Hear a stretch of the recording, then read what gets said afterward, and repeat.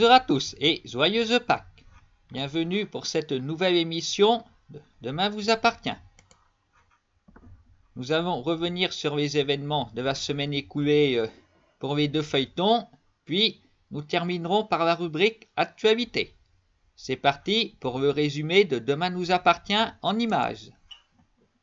Alors, comme vous le savez, depuis la semaine dernière, Marc s'est évadé de l'hôpital grâce à Lucie. Après, ça a été très habile. Elle a fait une diversion. Tout le monde a pensé qu'elle était partie avec lui. Et ben non, il est resté tout le week-end planqué dans les conduits d'aération de l'hôpital.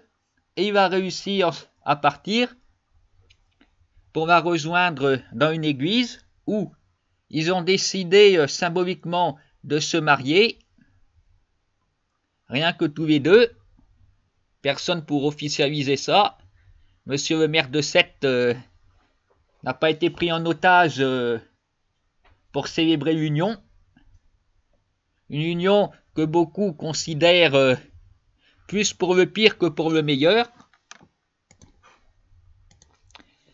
À l'image du rapport désastreux qu'entretient Lucie avec ses ex, nous la voyons en train de menacer Alex pour l'obliger à l'aider, sauf qu'il a refusé, et Lucie ne vient quand même pas tirer dessus. Marc ne va pas trop cabosser. Par contre, Lucie n'hésite pas à prendre des otages, puisque Ben et Mathilde ont eu la mauvaise idée d'aller se promener jusqu'à l'église abandonnée. Mais voilà, fait prisonnier. Lucie a eu une idée qui s'avère pas bonne du tout, à savoir libérer Mathilde pour orienter la police sur une fausse piste, sauf que Aurore, qui est vraiment très douée depuis le début, elle a tout compris. Que Mathilde récitait quelque chose, elle va forcer à dire la vérité, et la police s'est rendue jusqu'à leur planque. Alors là, Marc et Lucie ont réussi à s'enfuir en laissant Ben. Puis nous les avons vus, alors qu'ils étaient cernés par la police, se jeter du haut de la falaise dans la mer. Voilà, alors le suspense demeure bien sûr. Est-ce qu'ils vont réussir à échapper à la police? Vont-ils survivre à cette chute? Voilà plein de questions qui sont pour l'instant sans réponse. Il faudra attendre lundi pour en savoir plus. Voilà qui va nous occuper tout le week-end. Je pense tout de même que l'intrigue est en train de se terminer. Et je vous rappelle son titre, c'est L'amour à mort. Alors, on peut supposer que ça va mal finir pour un des deux ou pour les deux. Peut-être que les amants maudits ne seront bientôt plus de ce monde. Sinon, passons aux autres intrigues qui ont rythmé la semaine. Nous voyons Chloé qui a accepté de s'inscrire sur Instagram pour faire la promotion de ses bijoux, à l'aide de la fille de Xavier qu'une spécialiste. Judith semble jalouse, d'autant qu'elle n'est pas la seule, puisque Chloé est obnubilée par son téléphone portable ensuite. Elle a beau être avec Xavier, le cœur n'y est pas, son esprit est ailleurs. Elle regarde les gentils commentaires que lui auront envoyés les internautes. Il est vrai qu'elle le mérite. Il y en a un autre aussi qui est très préoccupé par son portable, c'est Sacha. Comme Alex n'a pas manqué de le remarquer. Après, c'est un petit peu bizarre cette image, parce que Alex, il est assis à côté de Clémentine, et il est en face de Sacha, qui lui est à côté de Flore. Bon, il n'en a rien à faire clairement, mais tout de même, ils sont pas à côté de leurs compagnes respectives, c'est bizarre. Clémentine qui a découvert le métier d'Alex cette semaine, un échange de bons procédés, tandis qu'elle lui fait faire du sport. Alors, Sacha a-t-il une maîtresse comme le pense Alex? Ou est-il en train de magouiller quelque chose pour payer l'opération de sa fille Solène? Tout est possible.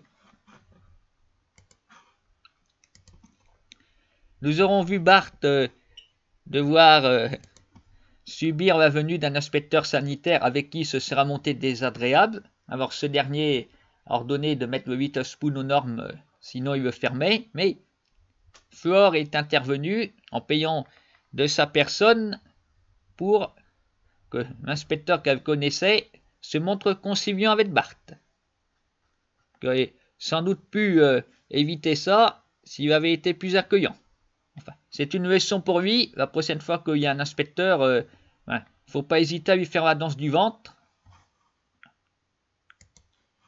Nous voyons toujours Charlie qui est prise entre deux feux avec les deux hommes de sa vie, puisque Gabriel est de plus en plus jaloux de Jules. Et il se montre aussi désagréable avec ses professeurs. Nous voyons Olivier qui va amener encore une fois dans le bureau de Sandrine. Ça n'arrête pas et ce n'est sans doute pas prêt de s'arrêter, étant donné qu'Olivier a eu la brillante idée de mettre Gabriel avec Charlie pour faire le travail.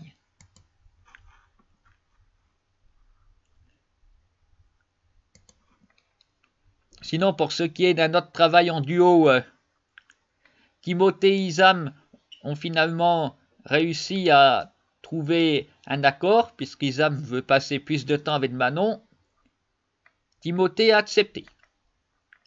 Mais bien sûr, il faudra rattraper ça. Alors voilà, c'était donc le résumé de Demain nous appartient. Alors évidemment, on peut se demander qu'est-ce qui va se passer ensuite, parce que je pense que pour Lucie et Marc, ça va bientôt être le rideau. Il faudra une nouvelle intrigue.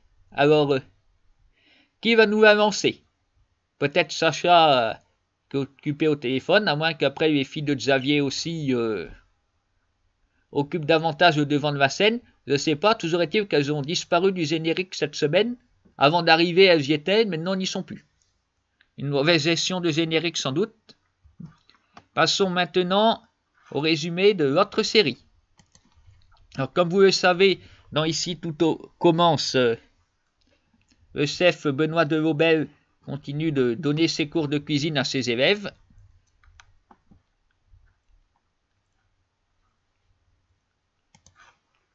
Et puis particulièrement à son fils. Charlène s'inquiète pour lui et puis a décidé d'intervenir pour son bien. Elle a pris des photos de ses blessures. Grace va donc être obligé de s'expliquer, puisque son père lui demande. Il va dire qu'il se fait les blessures lui-même. Une explication pas très convaincante, d'autant que Constance va s'apercevoir que ce n'était pas possible. Non, évidemment. C'est assez clair que Greg protège quelqu'un, mais son père ne s'en rend pas compte du tout, puisqu'il voit d'un très mauvais œil cette relation avec Elliot, et il n'hésite pas à le faire savoir à ce dernier, puisqu'il le juge responsable de tout ce qui ne va pas avec son fils. S'il est en train de se blesser, ce serait la faute à Elliot. Bref, l'homme est trop aveugle pour s'apercevoir ce qui se passe chez lui, puisque c'est bel et bien sa femme Delphine qui est en train de molester régulièrement leur fils. Et ce dernier, malgré qu'il en a marre, lui pardonne tout le temps quand elle s'excuse, incapable de tenir ses nerfs.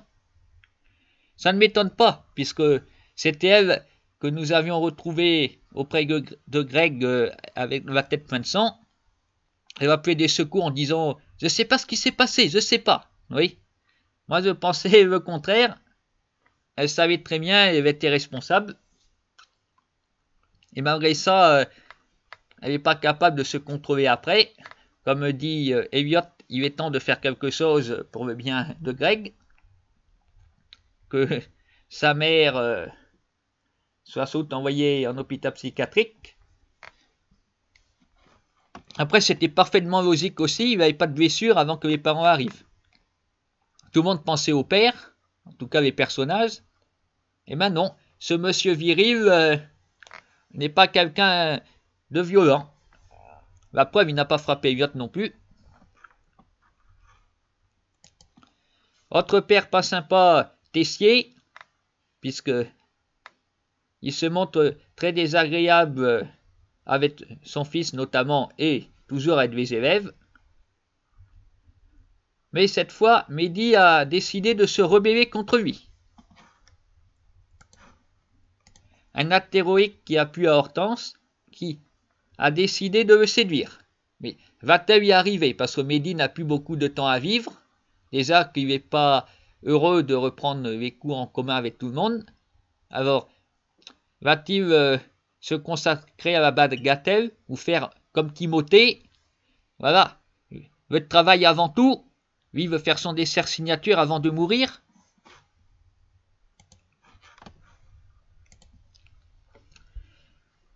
Pour ce qui est de Martha, eh bien, nous l'aurons vu réussir son examen.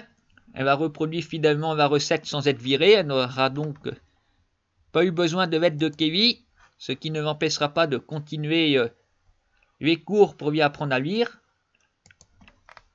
Maxime va lui aussi réussir cette semaine en cuisine en préparant des sauterelles grillées. Ce qui est surprenant, évidemment, c'est pas trop le genre de sauce qu'on a envie de manger. Mais toujours est-il, ça a plu à ses professeurs et ça se retrouve au menu. Mais évidemment, les clients n'adhèrent pas. Alors, pour les forcer à y goûter, Enzo a eu l'idée d'enlever ces sauterelles grillées du menu. Bien évidemment, c'est quelque chose qui ne se fait pas. Les gens doivent choisir en connaissance de cause. Alors, ils vont se faire réprimander par Lisandro.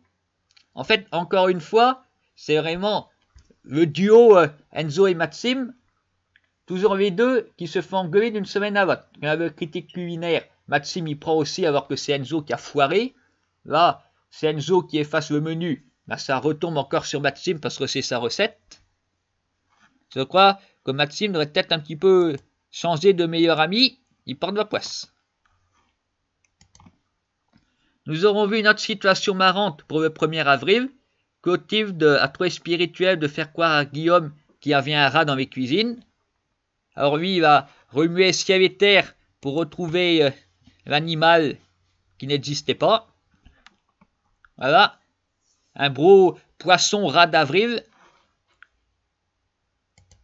Un nouveau personnage est apparu aussi dans la série, s'agit de Matisse, l'ex de Sevilla.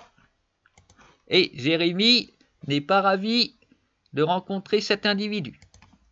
Non, Jérémy a toujours des sentiments réciproques pour Sevilla, alors il va décider de retourner chez lui afin de ne plus voir sa demi-sœur avec son ex.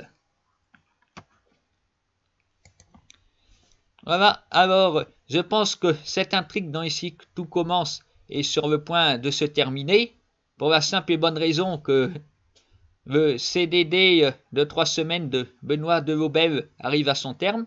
Il va terminer ses cours de cuisine cette semaine et normalement partir de l'institut avec sa femme. Alors, certainement que la semaine suivante va se montrer décisive et voir la conclusion de l'intrigue. Sinon, je vous l'avais annoncé, la rubrique Actualité.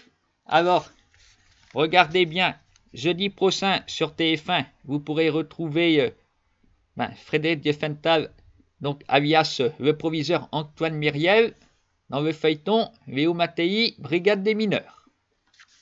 Voilà, alors, pour tous les fans de ce personnage attachant, ne ratez pas ce rendez-vous. Je vous souhaite encore à tous de bonnes fêtes de Pâques et rendez-vous le week-end prochain pour une nouvelle analyse de la semaine écoulée.